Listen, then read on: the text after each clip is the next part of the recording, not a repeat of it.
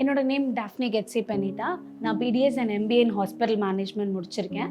நான் கரண்ட்டாக வந்து பஜாஜ் அலைன்ஸ் இன்சூரன்ஸ் கம்பெனியில் ஹெல்த் செக்டாரில் மேனேஜராக ஒர்க் பண்ணிகிட்டு இருக்கேன்.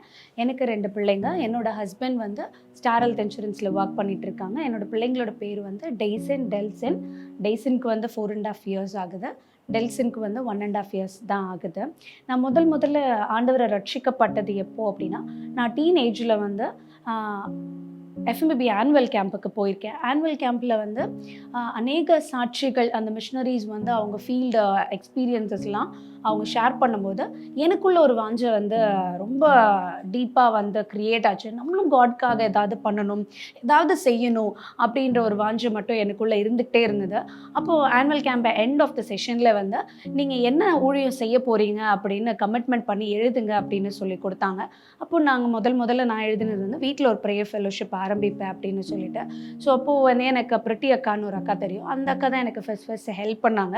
ஸோ அவங்க மூலயமா வந்து அந்த ப்ரேயர் ஃபெலோஷிப்பை ஆரம்பிக்க ஆண்டவர் உதவி செஞ்சார்.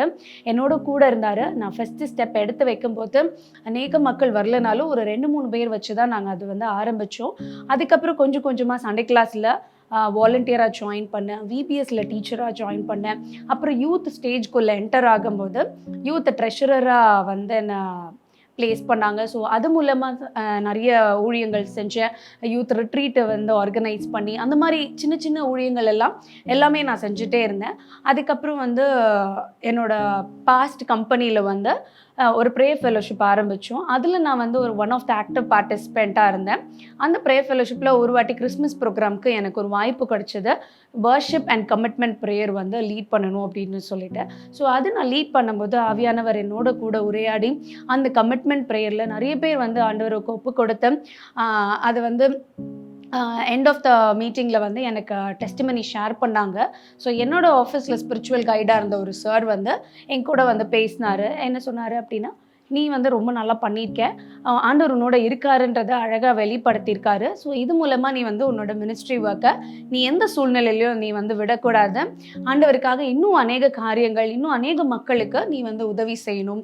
அண்ட் ஒன்றை வச்சு நிறைய திட்டங்கள் ஆண்டவர் வச்சுருக்காரு, அதை நீ செய்யறதுக்கு ஒன்று ஒப்பு கொடுக்கணும்னு சொன்னார். அப்புறம் என்னோடய மேரேஜ் முடிஞ்சு ஒரு 2 இயர்ஸ் வந்து எனக்கு மினிஸ்ட்ரியில் டோட்டல் பிரேக் நடந்தது. அப்போது என்னோட ஃபஸ்ட்டு பையன் வந்து டெங்கு நல்லா அஃபெக்ட் ஆகிருந்தான். 1 இயர் பேபியாக இருந்தான் அவன். அப்போது வந்து ஹாஸ்பிட்டல் அட்மிட் பண்ணியிருந்தோம். டெங்கு வந்து அவனுக்கு ரொம்ப சிவியராக இருந்ததுனால அவனை வந்து ஹோப்லெஸ் அப்படின்னு சொல்லிட்டாங்க. ஸோ அன்றைக்கி நைட்டு ட்ரீட்டிங் டாக்டர் என்கிட்ட வந்து பேசும்போது என்ன சொன்னார்னா, நாளைக்கு காலையில் உன் பையன் எழும்புனா பார்க்கலாமா, அது வரைக்கும் keep hope in your god அப்படின்னு சொல்லிட்டு அவர் கிளம்பிட்டார். ஆஸ் அ மதராக வந்து நான் ரொம்ப உடஞ்சி போயிட்டேன். ஸோ என்னால் வந்து அந்த இதை வந்து ஏற்றுக்க முடியல.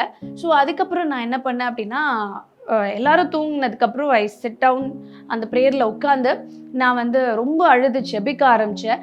எதனால இந்த மாதிரி எனக்கு வந்து நீங்கள் அலோவ் பண்ணீங்க, ஏன் என்னோடய வாழ்க்கையில் எனக்கு ஒரு குழந்தை ஆசீர்வாதமாக கொடுத்துட்டு அதை இந்த மாதிரி சாகிற நிலைமையில் இருக்கிறது அப்படின்னு நான் காட் கிட்ட கேட்கும்போது அவர் என்கிட்ட பேசினது என்னென்னா, நீ ஏன் என் மினிஸ்ட்ரியை விட்டு வெளியில் போனேன், உனக்குன்னு நான் ஒரு பொறுப்பு கொடுத்தேன், அதை நீ ஏன் எனக்கு செய்யலை அப்படின்னு வந்து தெளிவாக காட் பேசினதை நான் கேட்டேன்.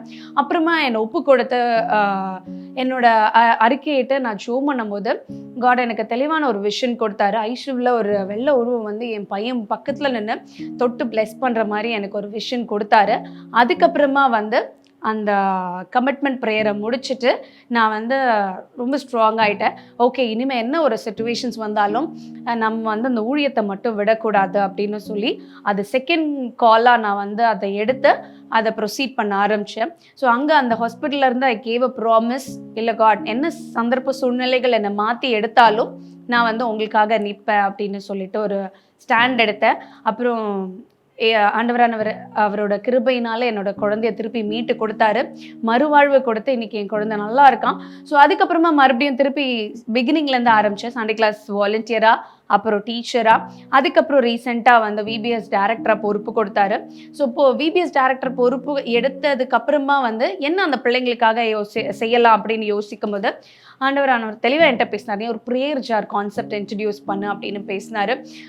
ஃபஸ்ட்டு அதோட கான்செப்ட் எனக்கு புரியல. ஆனால் அதுக்கப்புறமா வந்து அதை டீப்பாக அனலைஸ் பண்ணும்போது எல்லா பிள்ளைங்களுக்கும் நாங்கள் என்ன பண்ணோம்னா டெய்லி ஒரு டைம் ஃபிக்ஸ் பண்ணி அந்த விபிஎஸ்ல எல்லாரையும் ப்ரே பண்ண வச்சோம்.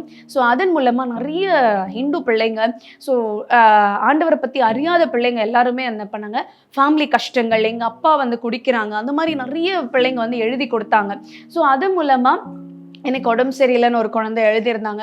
அந்த மாதிரி நிறைய காரியங்களை எழுதி கொடுக்க நாங்கள் அதுக்காக டெய்லி வந்து என்ன பண்ணோம், ஒரு டைம் அலோகேட் பண்ணி அந்த கிளாஸில் ஜோம் பண்ணுவாங்க.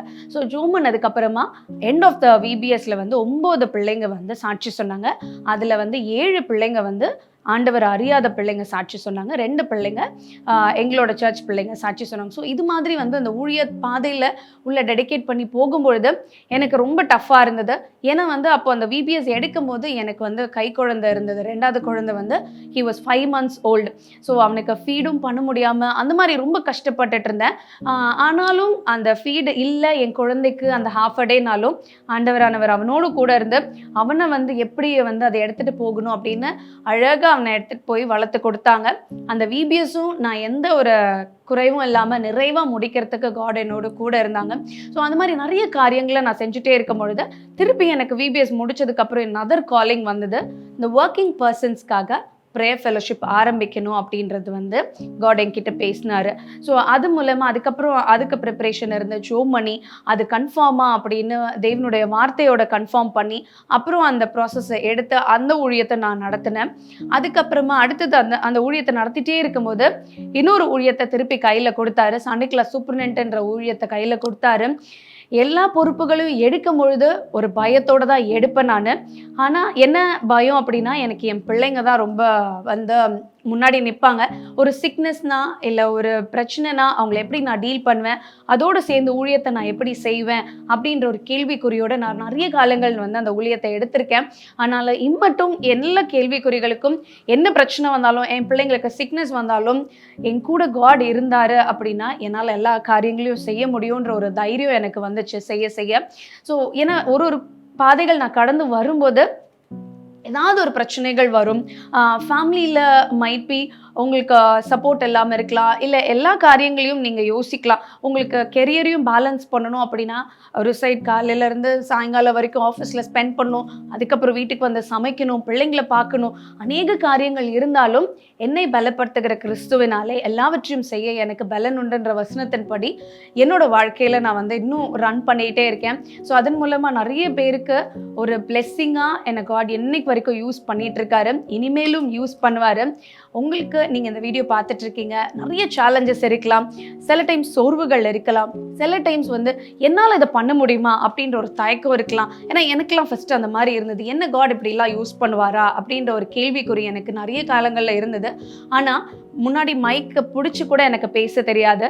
ஆனால் இன்னைக்கு என்னை வந்து காட் இவ்வளோ தூரத்துக்கு ஒரு டீமை லீட் பண்ணுறதுக்கு, ஒரு இடத்த வந்து எடுத்து நடத்துறதுக்கு வந்து காட் இன்னைக்கு என்னை யூஸ் பண்ணுறாரு அப்படின்னா எல்லாமே through practice and through suffering தான். ஸோ இன்றைக்கி உங்களோட வாழ்க்கையில் நீங்கள் ஒரு தீர்மானம் எடுங்க, உங்களோட சஃபரிங்கை வந்து காடுக்காக நீங்கள் விக்ட்ரியாக மாற்றுங்க.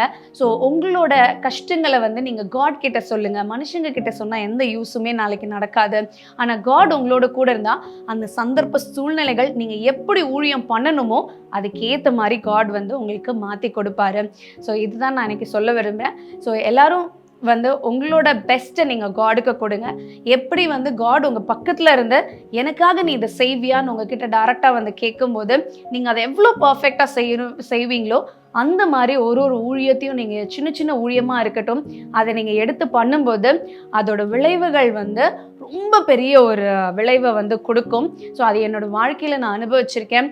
கெரியர், ஃபேமிலி அண்ட் பிள்ளைங்க பேலன்ஸ் பண்ணுறது ரொம்ப ரொம்ப கஷ்டமாக இருக்கும். நான் வேலைக்கு போகிறேனே அப்படின்னு நான் எந்த நேரத்துலையும் தயங்கினது கிடையாது. ஆனால் அதுக்கேற்ற பலனை காட் உங்களுக்கு தருவார்.